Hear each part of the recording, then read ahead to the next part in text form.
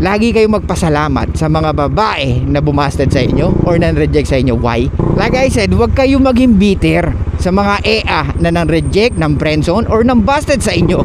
You are sabotaging your own success. Okay? If you keep on watching Korn, we have approach mechanism and also we have approach anxiety. Tignan natin ang yabang mo kung kaya mong approach. Guys, 3-second rule lang. Okay? 3-second rule, kailangan ma-approach mo na ang EA. Dahil dito lalabas kung talagang magaling ka, dito lalabas kung talagang malupit ka, at dito mo masusubukan yung mga natutunan mo kay Sublado Moto or sa mga ibang vlogger na pinapakinggan mo. At dito mo malalaman kung talagang yung yabang mo may binatbat, may sinabi sa mga EA na i-approach mo. Tignan natin ang yabang mo kung kaya mong approach ng 5 EA sa isang araw. Kasi ganito tayo guys naintindihan ko yan, syempre we have a kid inside, di ba? Na parang pag humawa ka ng bola, feeling mo Kobe Bryant ka, Stephen Curry, LeBron James, puta tumakbo ng ilang kilometro, hingal na. Pero yung mindset mo, feeling Stephen Curry ka, di ba? Minsan ganun So same thing yan sa pag-approach ng EA. Nakala natin kay galing-galing natin, pero wala naman pala tayong masasabi pagkaharap mo na, di ba? Pero okay lang yan mga ropa, kasi dyan nag-i-start. At least alam mo na hindi pala ganun kadali pag nandyan ka na. Gets? Pero okay lang yan mga ropa, kasi dyan nagsisimula kung ano yung mga dapat mong gawin. Lalo na pag sinubukan mo at nalaman mo na hindi pala ganun kadali ang mag-approach ng EA. Guys, 3-second rule. Diyan yung mapagyayaman ng inyong sarili at ang inyong game. Kasi pag hindi nyo ginawa yan, ano yung sinabi sa Tao of Badass, we have approach mechanism. Okay? And also we have approach anxiety. Gets? Pag hindi mo na overcome yung anxiety na yon, it can affect you socially and romantically. Same thing with women na merong filter mechanism. Pag hindi siya magaling mag-filter ng lalaki, it can affect her socially and romantically. Okay? So balik tayo, 3-second rule, ropa. Yun lang ang gagawin mo. Huwag kang maghintay ng ilang minutes pa bago mo siya i-approach. Kaya nga sinasabi ko sa inyo, ang training ground nyo is small. Magtanong kayo, kumausap kayo ng iba't ibang klaseng EA. Pumunta ka sa McDonald's, Jollibee, Wendy's, KFC, ano pa, Max. Lahat ng fast food, puntahan mo. Kung hindi ka pa rin confident kumausap ng EA, kahit magtanong ka lang, kahit ano lang. Okay? Ba't ang init dito? Mahina aircon nyo. Something like that, bro. It can create or it can start the conversation. Gets mo? Kung takot ka pa rin sa EA, kumausap ka ng mga lalaki muna. Yung alam mong kaya mo, dun ka mag-start. Kumbaga, baby step. Gets? Guys, you will be a fucking man. Okay?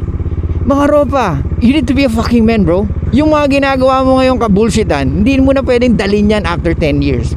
Kaya ito yung training ground mo. Kung ikaw ay 20 anyos ngayon na binubullshit mo yung sarili mo, inuubos mo yung oras, kakapanood mo ng Korn, then this is a wake up call for you.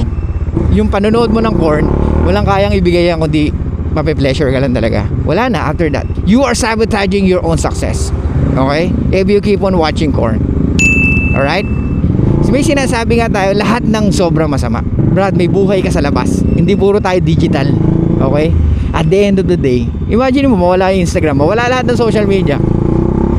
Balik tayo sa maging North Korean tayo. So how? I know it's impossible, pero syempre, isipin mo yun, di ba? So bro, as a man, we need to learn the hard ways. Hindi tayo pwedeng soft. Alright? The more pain, the more problem, the more struggles, the more na mas lumalakas tayo, the more na mas nagiging wise tayo, di ba? Kaya yung mga ropa natin na binasid or nireject na mga EA, pakita nyo sa kanila, eto na ako ngayon. After 10 years, makikita nila kung sino ka or kung sino yung binasted nila. Legit bro, yung crush ko nung high school, yung ex ko nung college, di ba? Or let's say sabihin na natin, yung crush mo nung high school, Brad, ano nangyari sa kanya? May 3 anak, wala nang asawa. Oh my God. Ano yung sinabi ko sa previous videos ko? Kailan tayo nagiging pogi? Pag umidad ka na ng 30 anyos pataas at pag may ginawa ka sa buhay mo, kahit hindi ka gwapo, women will chase you. Di ba?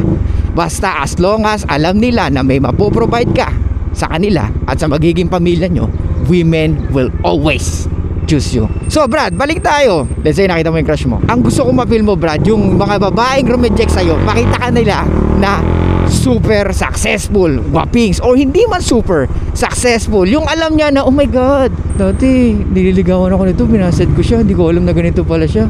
Well, lagi yung tatandaan, lagi kayong magpasalamat sa mga babae na bumasted sa inyo or na-reject sa inyo. Why? Kasi kung di dahil sa kanila, hindi ka gagawa ng way para mag-improve or i-improve ang sarili mo. Okay? Guys, huwag tayong maging bitter sa mga babae na bumasted sa atin or mga nang friendzone sa atin dahil sila ang reason kaya nandito kayo ngayon sa channel ko, because you want to learn, you want to get more knowledge and improve yourself when it comes to EA. Kasi kung di dahil sa kanila, wala kayo ngayon sa channel ko. Sila ang dahilan kaya kayo ngayon nasa channel ko at kaya gusto nyo mag-improve sa game nyo. Like I said, huwag kayo maging bitter sa mga EA na nang-reject, ng friendzone or nang busted sa inyo. Dahil tandaan nyo, lalo-lalo na sa mga ex nyo na iniwan kayo dahil hindi na kayo the best. Kung wala kang ginawa sa sarili mo, then talaga magiging bitter ka.